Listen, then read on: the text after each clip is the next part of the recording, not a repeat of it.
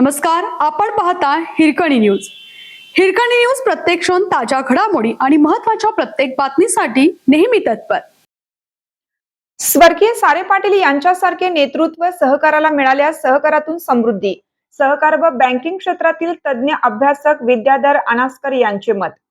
सहकाराचे model कोठेही अयशस्वी झालेले नाही, पण सहकारातील भ्रष्टाचारामुळे प्रतिमा मलिन होत गेली आहे. सहकारी संस्थांना सरकारने केलेली मदत ही लोकांच्या पैशातील असते, ती परत करायची असते, पण सहकारात स्वाहाकार झाल्याने तोटा होत गेला. सहकारात सभासदांच्या हिताला प्रथम प्राधान्य असून नफा हा दुय्यम पाहिला जातो. सरकारच्या माध्यमातून समाज घडवण्याचं काम होतं. स्वर्गीय सारे पाटील यांच्यासारखे नेतृत्व सहकाराला मिळाले तर सहकारातून सर्वांची समृद्धी होईल, असे प्रतिपादन डॉक्टर आप्पासाहेब उर्फ सारे पाटील समाजकार्य पुरस्कार प्राप्त सहकार व बँकिंग क्षेत्रातील तज्ज्ञ अभ्यासक विद्याधर अनास्कर यांनी केलं. श्रीदत्त शेतकरी सहकारी साखर कारखाना लिमिटेड चॅरिटेबल ट्रस्ट संचलित आप्पासाहेब उर्फ सारे पाटील इन्स्टिट्यूट ऑफ टेक्नॉलॉजीच्या वतीनं आयोजित मुलाखतीच्या कार्यक्रमामध्ये ते बोलत होते. साधना साप्ताहिकाचे संपादक विनोद शिरसाट, समाजवादी प्रबोधिनीचे सरचिटणीस प्रसाद कुलकर्णी व किरण पाटील यांनी तिघांचीही मुलाखत घेतली. विद्याधर अनास्कर पुढे म्हणाले, सहकारातून मनुष्यबळ व द्रव्यबळ मिळत असल्याने सत्ता केंद्र आपोआप तयार होतं. सहकारातून सामान्य जनतेची समृद्धी झाली पाहिजे, पण सध्या सहकाराचा वापर हा राजकारणासाठी होतो आहे.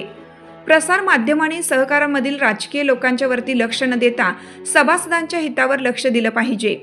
समाजाचे नेतृत्व करताना नेत्यांनी आपण कोणासोबत काम करीत आहोत, चाललो आहोत हे पाहणं आवश्यक आहे. आर्थिक शिस्त नसेल तर सहकार बुडतो. त्यामुळे सहकार चळवळ ही जिवंत राहण्यासाठी सर्वांचे प्रयत्न आवश्यक आहेत. इच्छाशक्ती प्रबळ असेल तर जगात अशक्य असं काहीच नाही. मूळ विषय समजला की पुढची दिशा नक्की होते, असं त्यांनी सांगितलं. तसेच लहान वयात कमवा आणि शिका योजना, आर्थिक शिस्त, पैशाचे महत्त्व, बँकिंगची सवय, सहकाराचे महत्त्व, बँकिंग व्यवस्था, रिझर्व्ह बँकेचे कामकाज, नवे सहकारी धोरण, सहकारी व खाजगी बँकांची गरज आदींची विस्तृत माहिती मुलाखतीमध्ये सांगून बँकांनी कर्जबाजारी शेतकऱ्याला पुन्हा उभारण्यासाठी मदत करावी. शेतकऱ्यांच्या आत्महत्या या कर्जबाजारीपणावर मार्ग नाही, हे शेतकऱ्यांना पटवून देण्याची आवश्यकताही त्यांनी सांगितली.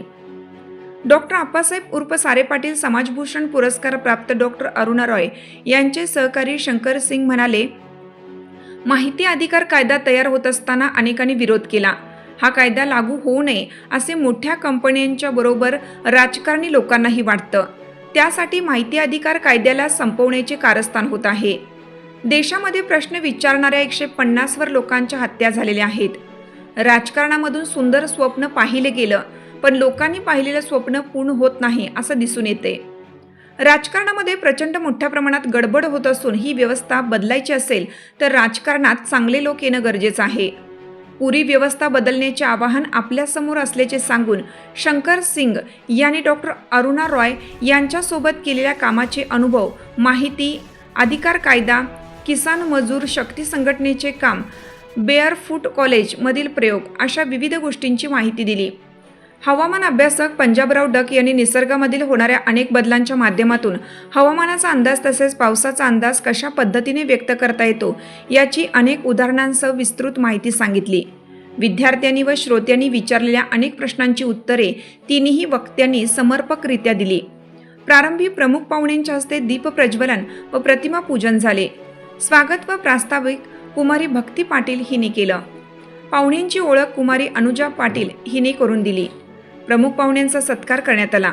सूत्रसंचालन कुमारी मधुरा देशमुख हिने केलं, तर आभार कुमारी नैना खोत हिने मानले.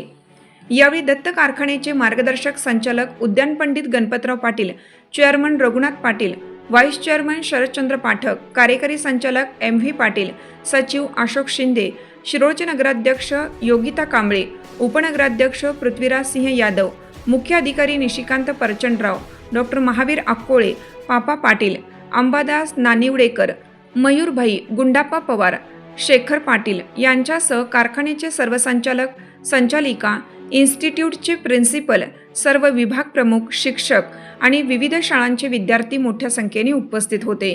किंमत नाहीये, उसी तरह सेम जगह कि जब तक एक एक एसेट है हमारा, लोन देना बोले तो एसेट है हमारी, जब तक उससे इंटरेस्ट निकलता है, हमारा इंस्टॉलमेंट आता है, तब तक हम उसको बोलते हैं ये परफॉर्मिंग है.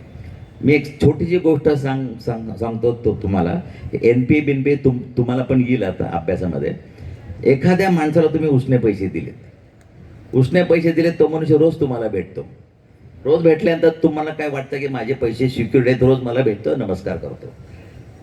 तो मनुष्य एक महिनाभर तुम्हाला भेटलाच नाही, तुमच्या मनामध्ये शंकेची पाल चुकते, तुम्हाला वाटतं माझे पैसे बुडणार. त्याला आम्ही म्हणतो 10% प्रोव्हिजन करा, कारण का बुडणार आहेत ते पैसे. मग मला डिपॉझिटरला पैसे द्यायचे, तर नफ्यातनं मी 10% बाजूला ठेवतो. तो मनुष्य अजून 4 महिने भेटला नाही, तुमच्या मनात अजून शंका येते, अरे हा कुठे गेला, पळून गेलेला आहे. तुमची कर्ज बुडायची शक्यता वाढते, म्हणून तुम्ही म्हणता 30% प्रोव्हिजन करा. नंतर वर्षभर तो भेटलाच नाही, तुम्ही म्हटलं आपले पैसे बुडले, अक्कल खाती जमा करा, मग मला 100%ची प्रोव्हिजन नफ्यातनं करावे लागते. का तर मला ठेवीदारांना त्यांचे पैसे परत द्यायचे. This is the concept of NPA. Hirkani news करिता विवेक कांबळे. आपल्या हिरकणी न्यूज चॅनलला लाईक करा, शेअर करा आणि सबस्क्राईब करायला विसरू नका. आणि रहा अपडेट.